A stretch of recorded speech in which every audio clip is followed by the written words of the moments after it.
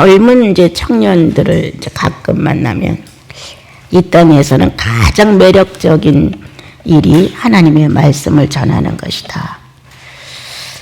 많은 사람들의 머리 안에는 어떻게 하면 살고 있는 동안에 남에게 누를 끼치지 않고 잘 살 수 있을까? 이런 것이 뇌를 꽉 채우고 있지만 예수 믿는 사람의 뇌는 그렇지 않다. 어떻게 하면 성령을 소유한 사람으로서의 모습을 드러낼 수 있을까? 내가 직접 찾아가서 예수 믿으세요 이렇게 하지 않아도 이 상대에게 예수를 믿을 수 있는 자극을 어떻게 하면 보이는 것일까?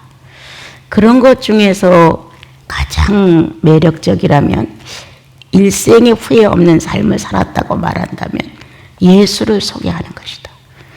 하나님이신 예수 그리스도를 그리고 성령이신 하나님을 우리는 증인이 되어야 되는 것인데 그것을 못하고 종교생활에 매여서 교회만 왔다 갔다 하다 몇십 년 살다가 죽는다면 나는 그리스도를 선포해 본 적이 한 번도 없는 사람이 된다. 무언가 상대를 만났을 때 은과 금은 내게 없지만 나는 줄 게 있습니다. 예수 그리스도죠. 정말 은과 금은 내가 내놓을 만한 것이 적다 할지라도 당당하게 나눌 수 있는 것은 예수라는 분이죠. 그래서 나사렛 예수의 이름으로 당신이 회복되기를 원합니다. 구원받기를 원합니다. 아주 간단하고도 명료한 내용으로 상대에게 예수님을 줄 수가 있죠. 아무리 미천하고 못 배우고 형편없다 할지라도 그 입에서 뭔가 경외되는 인물에 대하여 내가 그분에 대하여 존중하고 사랑하고 경외하고 이러한 어떤 엄중한 태도가 있는 인격이라면 그 나사렛 예수가 웃음거리가 되지 않습니다.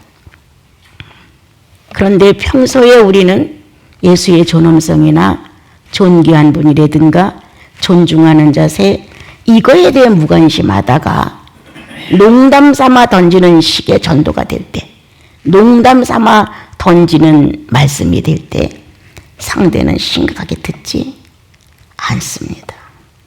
성도들이 어찌 그렇게 하나님을 믿어 예수를 믿어 교회 갑시다 이런 말을 전혀 안 하지는 않습니다. 그러나 상대가 들을 때 어떻게 듣느냐? 진지했냐? 여운이 남았느냐? 상대가 나를 생각하는 대화 속에 뭔가 무게 있게 떨어지는 것이 있었느냐? 이런 건 굉장한 차이가 있는 것입니다. 그래서 난 젊은이들에게 후회 없는 그리고 가장 매력적인 일은 말씀을 전하는 일이다. 그런 말씀을 가끔 나누게 됩니다. 아무리 다 얻은 것 같아도 아무것도 얻은 게 없어요. 정말 예수 믿는 우리들에게 성령을 안 보내셨더라면 얼마나 비참할까 싶어요. 성령의 역사하심과 내 영혼의 존재성에 대하여 그분이 나를 책임져 주셨고 나는 그분을 소유하고 있다는 이 뿌듯함 속에 있으니까 정말 당당하죠.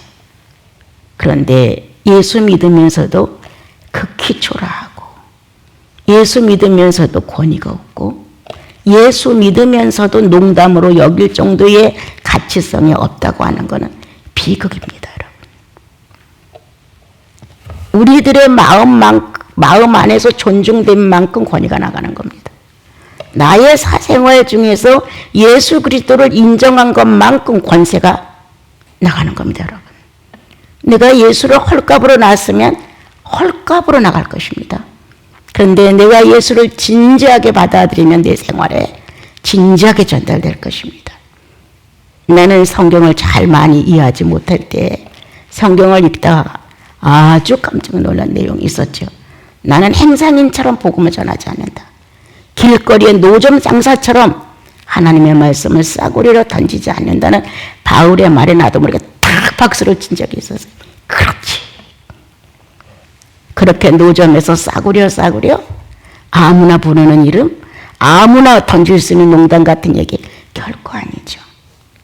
하나님의 권위를 살렸던 것, 율법이 어떻게 할 수 없었던 그의 신앙을 나사렛 예수 그리스도를 통해서 완전히 탈바꿈하고, 거기로부터 출발되어 나오는 능력은 상대를 압도하지요. 여러분, 이와 같은 예수의 능력이 존재합니까? 아무리 서로가 어렵다 할지라도 나사렛 예수를 가운데 딱 놓고 그분을 존대하는 마음으로, 경외하는 마음으로 대화를 해보십시오. 실제로 해보십시오. 상대가 확실히 달라집니다. 오늘 입으로 시인한다는 게 무엇일까? 나 예수 믿어. 이렇게 스쳐가는 말, 교회 가자고. 나도 하나님 믿어. 이런 식의 우리들 아니죠. 입으로 시인한다는 것은 내 언어가 종합되는 겁니다, 여러분. 내 심리가 하나 되는 것입니다. 그래서 경험된, 내 영 안에서 경험된 그 내용을 권위 있게 내놓는 겁니다. 입으로 시인하여 구원에 이르는 것이다. 마음으로 믿는다. 나 믿어요. 마음으로 믿어요. 충분히 그렇게 말할 수 있다. 그러면 능력이 됐느냐? 마음으로 믿은 내용이 능력이 됐느냐? 나 회개했어요. 그래? 회개한 내용이 능력이 됐느냐? 하나님의 말씀을 한 주일에 2번을 우리가 모여서 들어요. 참 안타까운 거예요. 그런데 변화가 없는 거예요. 그분을 사랑해서 모여요.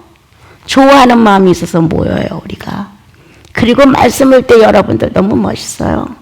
주일 예배의 그 장엄함 속에 여러분들 존재하는 거, 난 너무 거룩하게 보이거든요. 그런데 하나님이 독자적으로 당신의 능력을 발휘하여 구원받은 성도들의 권위를 입히셔서 거룩한 한 시간의 예배가 진행되지만 개인을 놓고 봤을 땐 아닐 수도 있다는 거예요.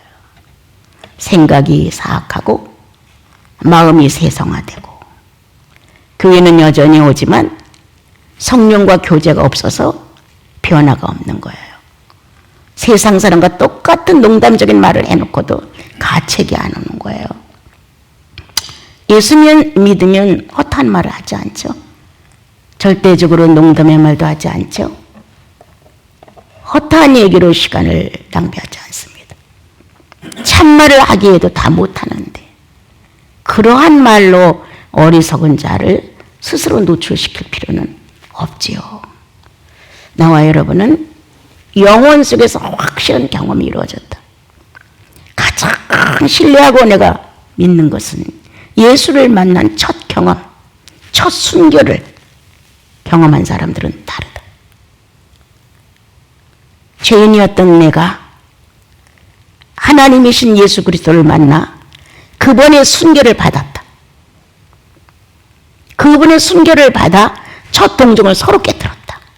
죄인의 동정도 깨지고 의인의 동정도 같이 깨지면서 우리는 의인의 동정으로 거듭났다. 새로운 처녀가 됐다. 이러한 순결성을 가진 나와 여러분의 첫 경험을 누가 잊으리요? 잊을 수 없죠. 조금은 살다 고달플 때가 있어요. 그러면 내가 어떻게 만난 예수인데, 내가 주님을 만났을 때 나는 황무지였고 아무것도 아는 것이 없는 그냥 갓난 애기 같은 나에게 예수는 무언가 찾아오셔서 많은 언어를 넣어주셨다. 그리고 해석도 다 할 수 없는 울음으로 나를 울게 하셨다. 엉엉 울게 하셨다. 그때는 다 몰랐지만 시간이 지남으로 그 울음이 무엇을 의미했는가를 알기 시작했다. 나는 한 번도 하나님을 그리워해 본 적이 없습니다, 여러분. 시골에 살면서 그냥 토속 종교 속에서 살았기 때문에. 그런데 어느 날 그 울음 속에 나는 하나님을 그리워했습니다라는 고백이 들었다는 사실을 깨닫게 됐어요. 어떻게 한 번도 만나보지 않은 그분을, 생각도 못 해본 그분을 어떻게 나는 하나님을 그리워할 수 있었을까? 너무 몰랐죠. 성경과 대조가 안 됐더라면 미신일 수가 있어요. 감정일 수가 있어요. 내 연민일 수가 있어요. 그런데 성경을 읽으면서 이거였구나. 하나님의 형상과 모양으로 빚어진 근본이 소리치고 있었구나. 이 사실을 깨닫게 된 거야. 그랬구나. 그래서 예수 그리스도라는 분의 소개를 받으면 내가 그분을 영접할 수 있었던 어떤 엄청난 능력은 내가 자유로운 선택에 의해서만은 아니다. 근본이 있었다, 이 안에. 아담이 선악과를 따먹기 전까지 하나님과의 교제가 있었고, 하나님과 형상과 모양은 하나님과 더불어 교통했다.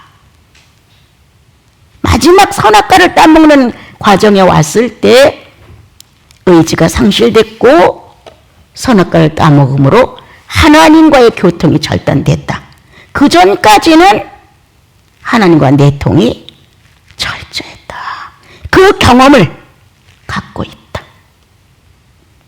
아담이 낳고 나면서 우리는 카인과 아벨이라는 두 인물을 보게 된다. 그리스도를 영접 못했을 때는 카인, 선악과를 먹을 때는 카인, 무죄 상태에서 선악과를 안 먹었을 때는 아벨 같은 상태로 성장. 예수 믿고 나니까 의인으로 출발한다. 이런 사실이 알려지면서 선택론이 왜 나왔는지, 예정론이 왜 나왔는지를 나는 알게 됐어요. 신학을 한 사람도 아니고 언어를 알아 깨달은 사람도 결코 아니에요. 그 형상과 모양은 지금도 온 인류의 인간 속에 충만하다는 거예요.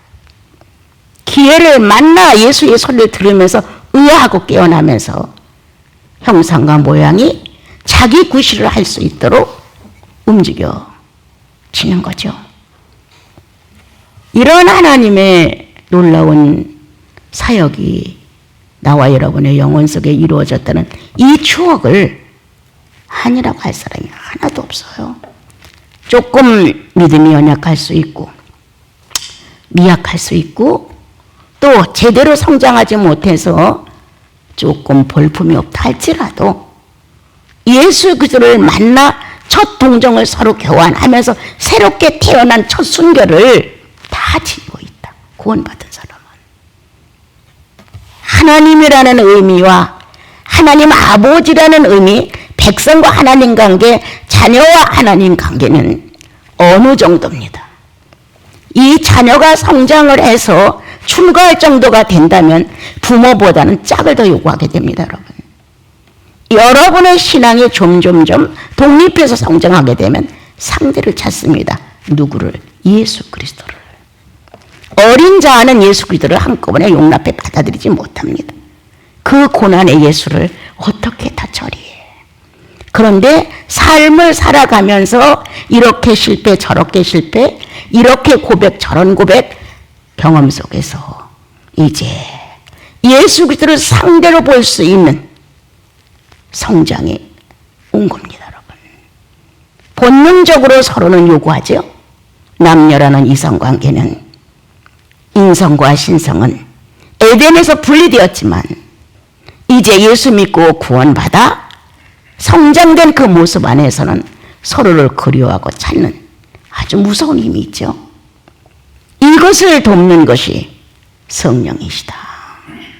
그러므로 나와 여러분은 앉아서 안진뱅이가 된 말로만 말하는 예수인이 아니라 실제로 영혼을 다해서, 마음을 다해서, 뜻을 다해서, 육체까지 동원해서 하나님을 사랑한다는 표현을 하게 된다. 뭘로 시인했어?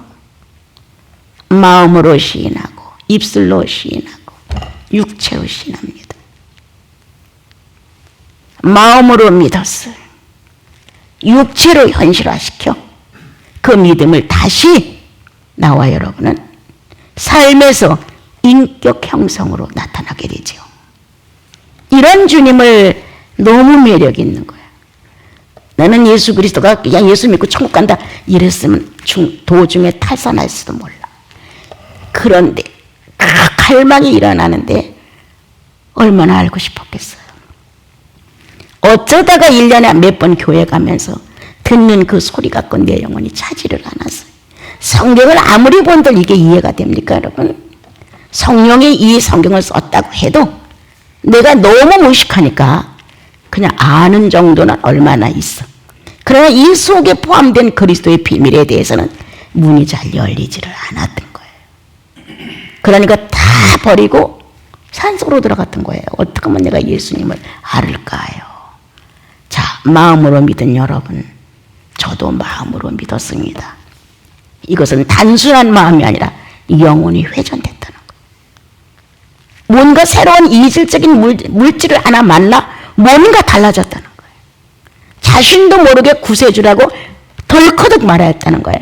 주님, 하나님 아버지, 자기의 입술을 통해 고백을 했다는 거예요. 이렇게 확실한 하나님의 살아 움직이심이 심령 안에서 역사됐고, 그렇게 역사된 활동의 움직임을 나는 시인했다. 어디 가도 부끄럽지 않죠? 구원 받으셨습니까? 예. 당신은 구원 받으셨습니까? 고맙네요. 내 형제, 내 자말에서 좋네요. 예수 믿는 사람들이 안 봅니다, 여러분. 이건 당연한 거죠. 그래서 늘 말하죠. 하나님의 아버지야, 하나님의 아저씨야. 하나님이 자기 아버지가 된 사람하고 하나님이 자기 아저씨가 되면 틀려. 하나님은 창조주니까 책임감을 다 갖고 일하시지. 아버지하고는 좀 더 틀리지. 상속을 누구에게 주는 건가? 자식에게 주지. 이웃집 사람한테는 안 주지. 우리는 이렇게 진실한 심령의 요동을 만나 아름답고 거룩한 추억이 있고, 그러한 예수 그리스도를 만난 나와 여러분은 증인이다. 자연스럽게 시인한다. 나 구원 받았습니다. 지가 뭔데 건방지게 나한테 구원을 물어. 이런 사람들은 거의 다 구원에 확신이 없습니다. 아주 기분 나빴어. 구원에 대해서 물어서. 이렇게 말합니다, 여러분. 구원에 대해 물으니까 고맙죠, 여러분. 내가 예수쟁이라는 것, 내가 그리스도 안에서 성령으로 표현할 수 있다는 것, 이거 확정되는 날인데 그렇게 구원을 물어본 거에 대해서 유감을 품는 사람들이 참 많습니다. 구원은 하나님의 선물이죠.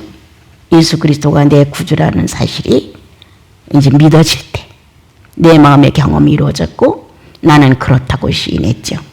또한 이제 삶을 살아가면서 성장되면서는 뭘로 시인하느냐? 인격으로 시인하십시오. 나 구원 받았습니다. 나 예수인입니다. 내가 사춘기를 지났습니다. 뭐로? 인격으로 증언하는 거예요. 인격으로 말하는 거예요. 내가 이제는 성인의 20세가 넘는 성인의 모습이 됐습니다. 말로가 아니에요. 이렇게 하나님과 내가 관계된 삶을 실천으로 보여줄 때 그건 성장되어가는 자녀들의 인격이지요. 오늘 로마서는 나와 여러분들에게 그렇게 사람이 마음으로 믿고 입으로 시인하여서 구원에 이르느니라, 이렇게 단순하게 구원에다만 놓지 말고 성장에다 한 번 더 붙여보면 내가 살아가면서 구원받았다고 하는 것을 시인하는가? 정말 삼자들이 보면서 그분 예수 확실해, 물어볼 것도 없어 할 정도로 성령의 활동함이 상대를 감동시키는가? 그 사람은 아주 인간적이야.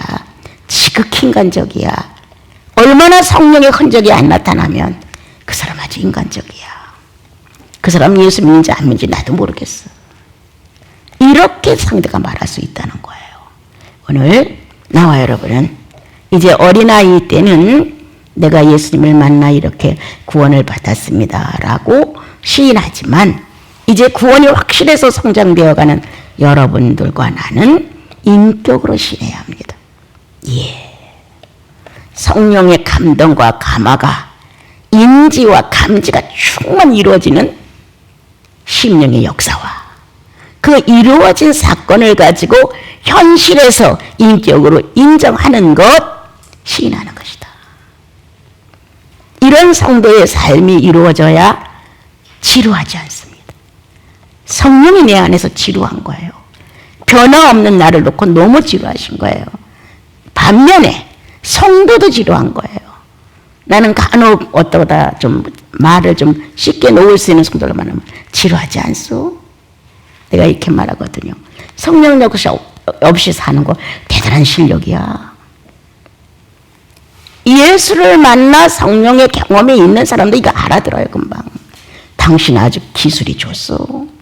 성령 역사 없이도 잘 사네. 나와 여러분은 어떻게 무엇을 해결하기 위해서 성령 역사를 찾는 것이 아니죠.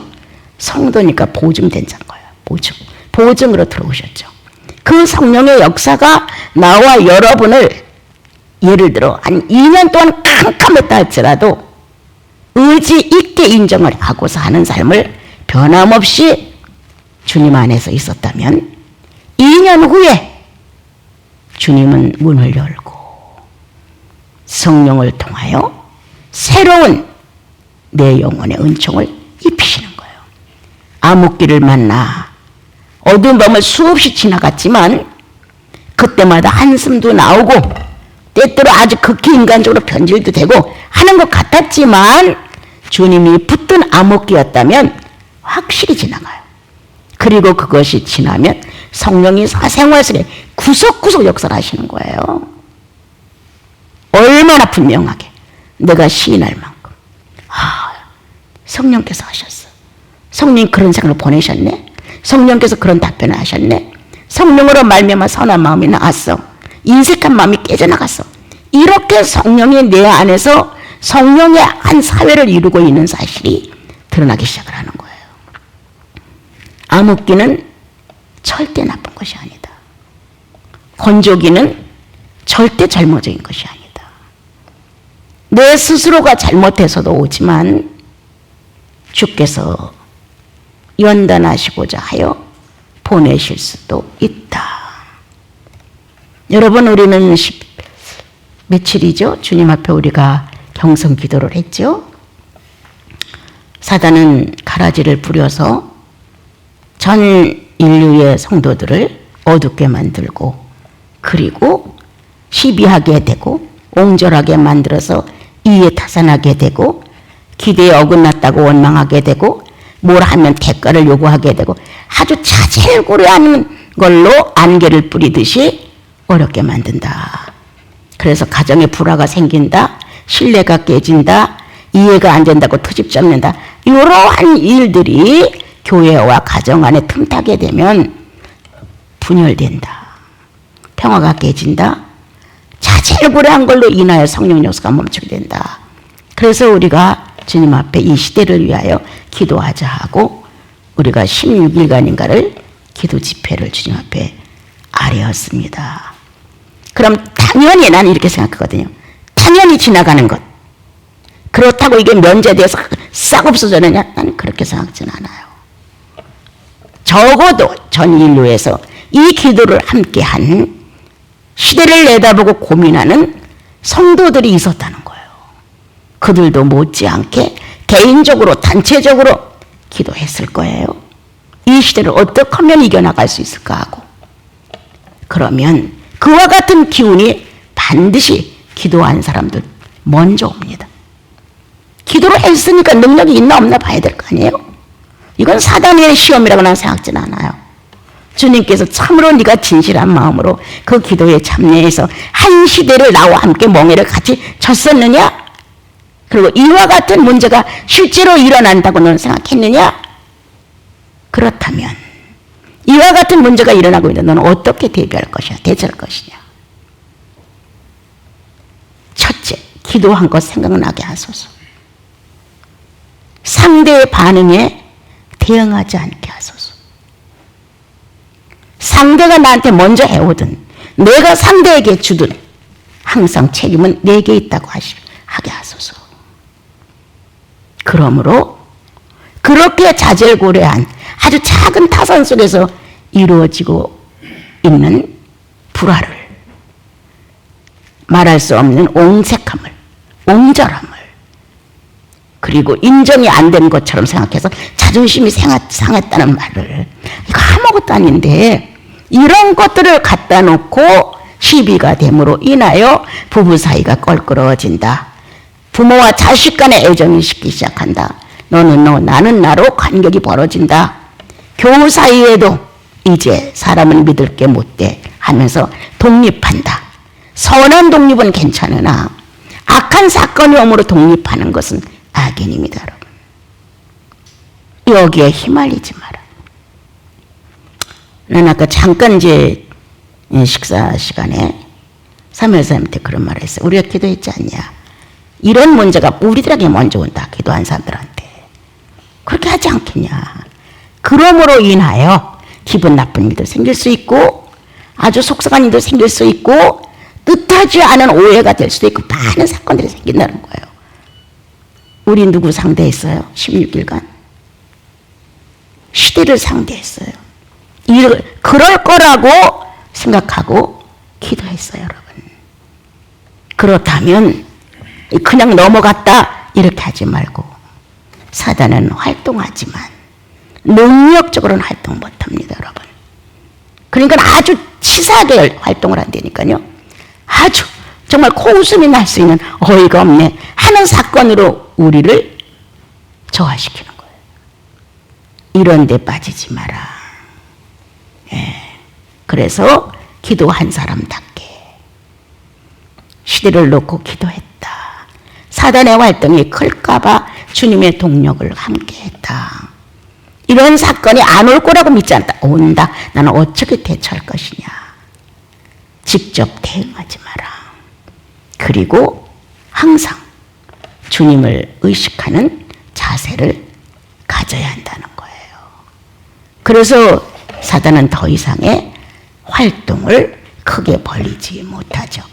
주께서 줄로 재어준 구역은 아름다운 곳에 있으며 주는 경계를 쳐주시죠.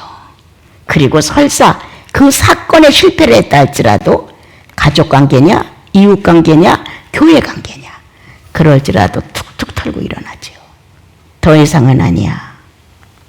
이렇게 자기 자신을 추스릴 줄 아는, 그리고 주님을 향해 주님 나 괜찮아요 라고 현실에서 시인해 드려라. 그것이 인격적인 성장이다. 오늘 주님은 그렇게 하셨어요. 자, 이제 거기 12절 보면요. 유대인이나 헬라인이나 차별이 없음이라 한 분이신 주께서 모든 사람의 주가 됐다. 모든 사람의 주. 예수 그리스도를 믿는 구속받은 사람의 주가 됐어요.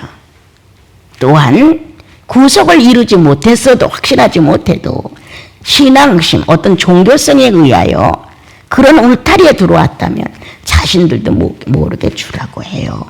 그러나 확신 없는 주님은 아니죠. 자기 영혼의 경험이 있으므로 확신된 주님이시죠. 그래서 모든 사람에게 부요하시도다. 헬라인이나 이방인이나 유대인이나 가리지 아니하고 그리스도를 영접한 영혼 안에는 그 충만함이 존재하고 있다는 사실이에요. 그러므로 하나님이 나를 유대인이라고 또는 헬라인이라고 이렇게 분간하지 아니하신 분리된 민족을 그리스도 안에서 하나의 민족으로 성도라는 이름으로 하나 되게 하신 것처럼 그 부요함이 어마어마하다는 거예요. 그러므로 예수님의 마음은, 구원받은 자의 마음은 빈곤하지 아니하다. 결코 너와 나라는 분리를 가지고 타산하지 아니한다. 성령이 연합하여 하나로 만든 이것을 우리는 구태여 힘을 내어서 분리시키려고 하지 않는다. 아까 내가 이제 그런 얘기를 우리 선생님한테 했던 말은, 내려가니까 저 아랫집이 까만 자각막이 바람에 밀려서 앞으로 왔어요. 그래서 수사님한테 전화를 했죠. 이게 이렇게 밀려왔어요. 그랬더니 내려왔어요, 우리 수사님이. 그거를 이제 고치러 가는데, 수사님 이렇게 하면 되는데, 안 된다고 그러셨어요. 그래서 이제, 내가 보니까 될 수 있는데, 하고 내가 꾸두드려거렸어요. 그러고 이제 하셨어요. 그런데 이제 올라와서, 원장님, 아까 죄송했어요. 안 된다고 막 그렇게 말해서. 그래서 그 얘기를 해준 거예요. 이런 사건들이 자꾸 벌어진다. 아무것도 아닌데. 이때 자꾸 자기를 예수인이라고 칭해야 돼. 나는 예수인이야. 난 기도했고, 사단이 막을 쳐놨는데, 거기에 걸려들으면 안 되죠, 여러분. 만약에 하고 싶은 말 다 하고, 하고 싶은 감정 다 터뜨리고, 보고 싶은 거 다 하고, 뭔가 내 육체가 원하는 욕망을 다 풀었다고 해서 충만하냐? 아니에요, 여러분. 결코 아니에요. 시큰 떠버렸다고 해서 해결되냐? 아니에요. 성령이 밀고 올라와야 돼요. 영혼 안에서, 그죠? 나사렛 예수. 그분의 죽으심과 부활이 성령님을 초대했잖아요. 그 성령님이 내 연약성을 탓하지 아니하시고 마음 깊은 곳에서부터 쫙 밀고 오면서 실존을 설명하는 거예요. 부활의 예수는 살아있다. 네가 살아있듯. 그래서 하나님의 실존으로 충만할 때도 있고, 어느 때는 성자 예수의 실존으로 막 감당이 안 돼. 왜? 육체의 기관을 가지고 왔다는 사실이 너무 실감적이니까. 그리고 라고 내가 순복할 수 있었던 성령이 인격적으로 존재한다는 사실이 존재성이 밀려오게 되면 금방 모든 건 사라지고 남는 건 예수 그리스도와 이 연약한 저희들이 남죠. 오늘 부요하시도다. 차별이 없이 부르시는 주님의 부르심은 근본 창조의 연합을 의미한다.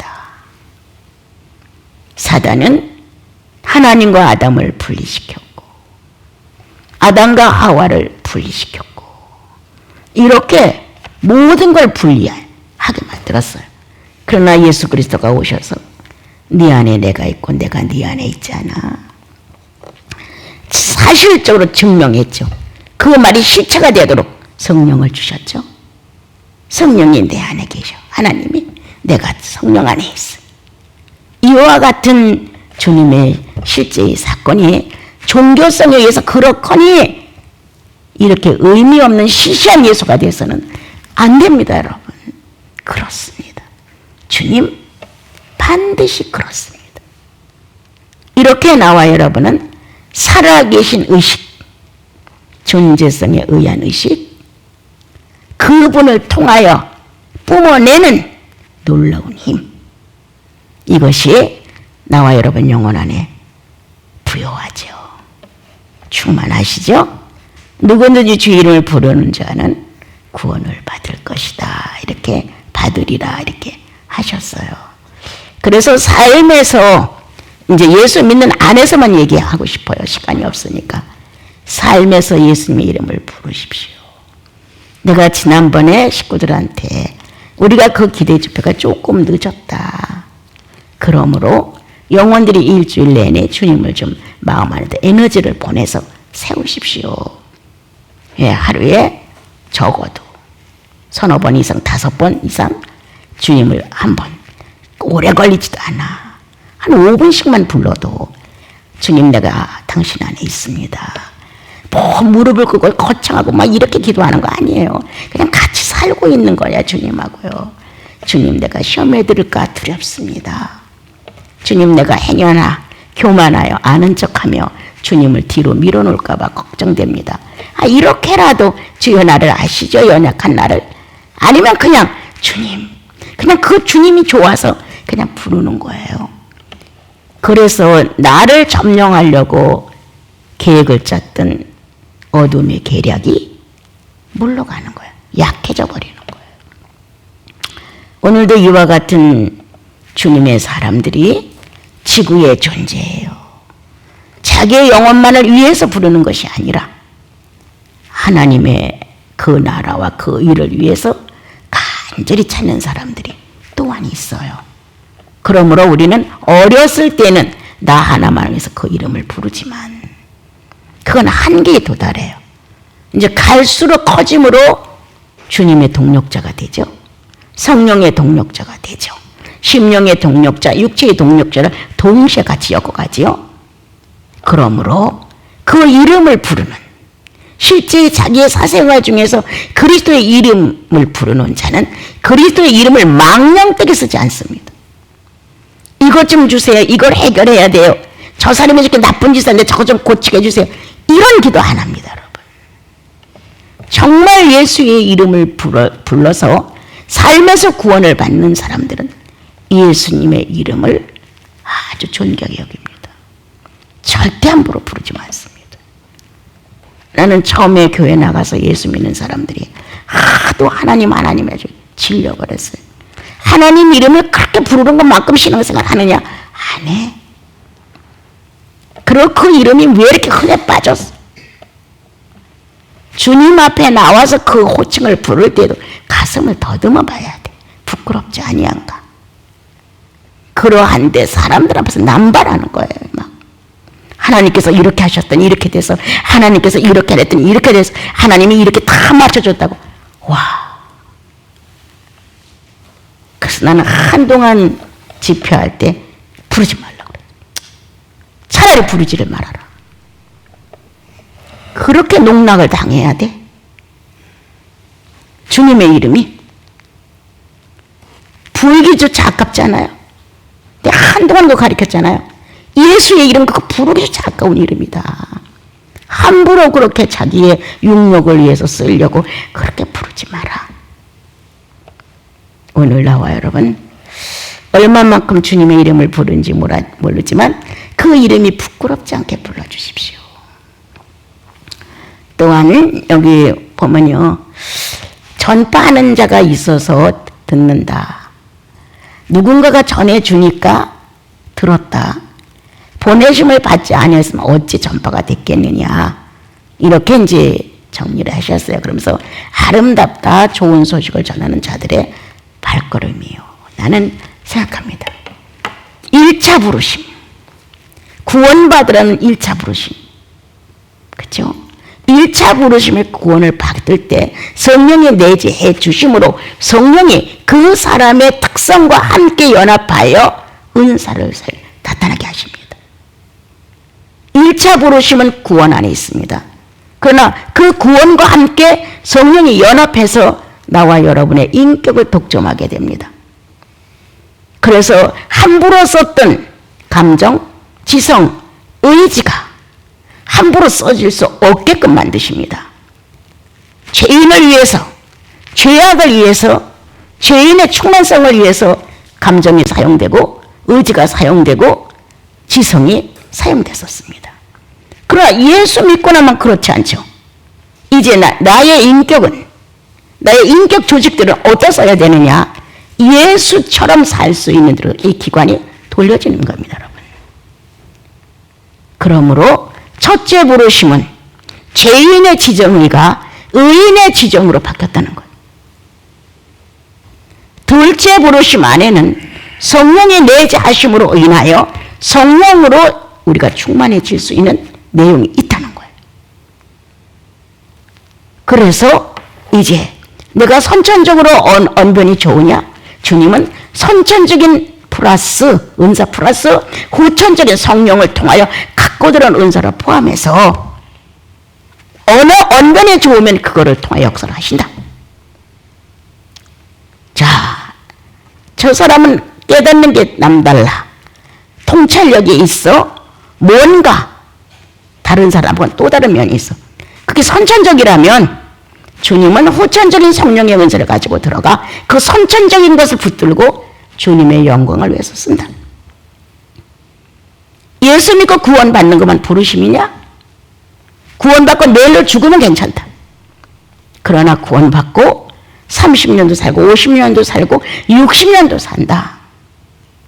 그럼 첫 번째 구원받는 부르심만 갖고는 우리가 견디지 못합니다. 왜 불렀을까?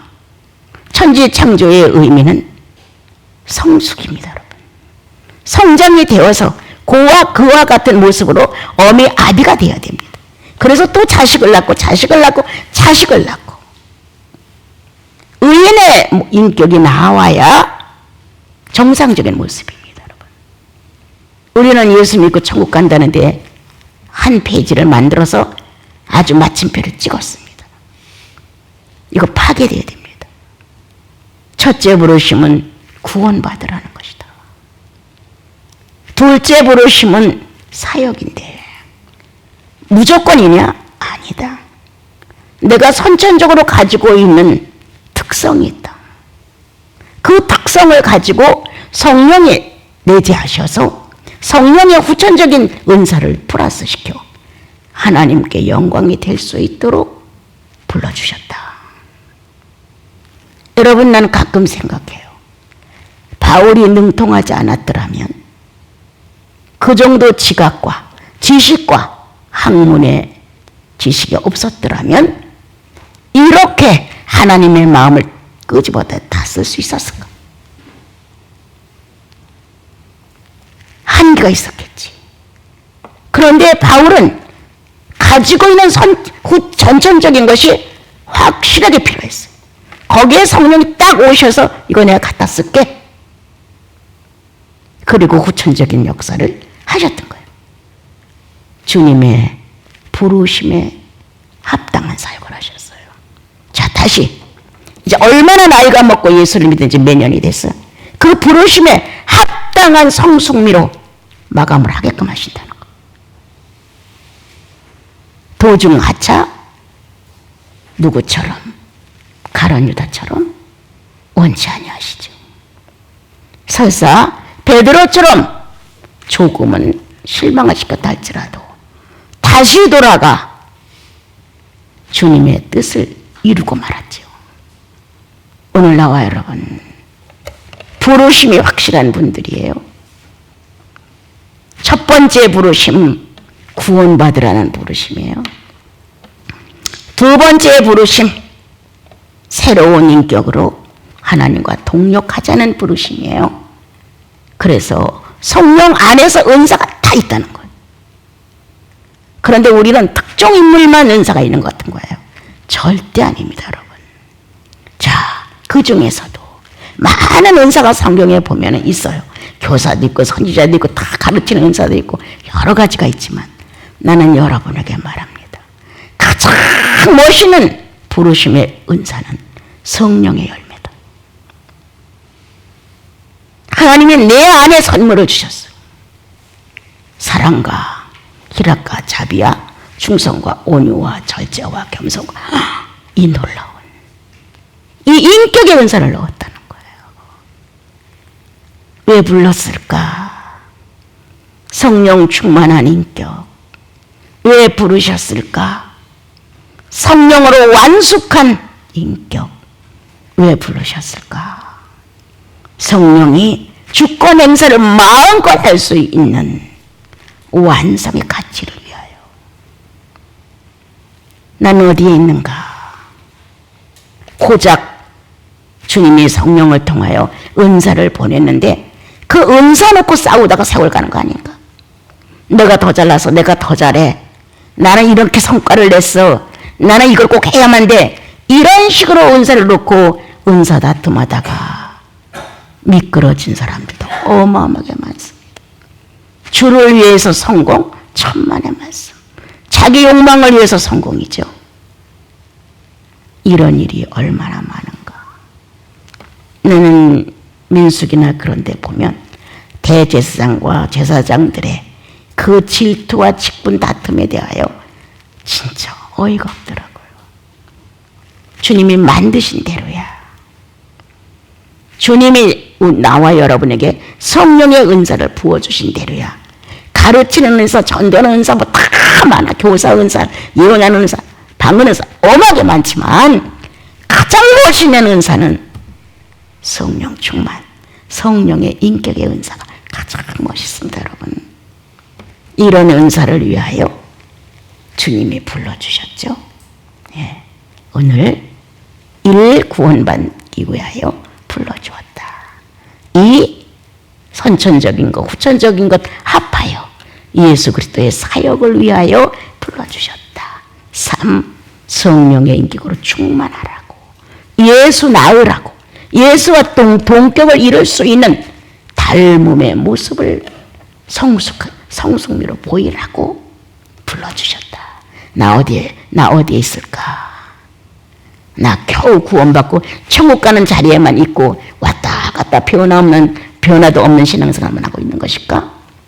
아니면 작은 거지만 좋은 특성이 있다. 이 좋은 특성을 아주 작은 거지만 하나님이 기뻐하신다. 주님이 원하신다. 그거 놔줘. 네가 가지고 있는 마지막 그 기름 한 방울 놔줘. 이렇게 말씀하신단 말이에요.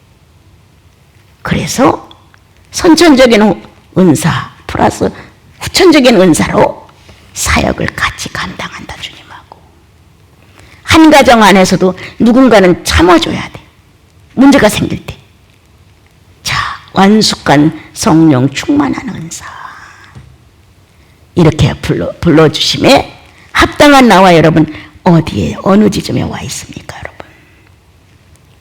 우리 하나님의 거룩한 선물, 예수 그리스도가 십자가에서 부활로 일어나시고 승천하심으로 보낸 선물, 성령. 이 세 분의 은사를 가지고 우리 하나님께 기쁨이 되어드립시다. 난 늘 생각해요. 하나님은 너무 충만하신 거예요. 창조로서. 예수님 너무 충만한 거예요. 구원주로서. 성령님 너무 충만한 거예요. 인격 회복으로서. 이 세 분의 충만함이 나와 여러분을 거침없이 해치고 들어왔단 말이에요. 아주 황무지야. 이 세 분의 창조력이, 구속이, 그리고 인격의 완성이 나와 여러분의 영혼에서 충만하게 역사를 한단 말이에요.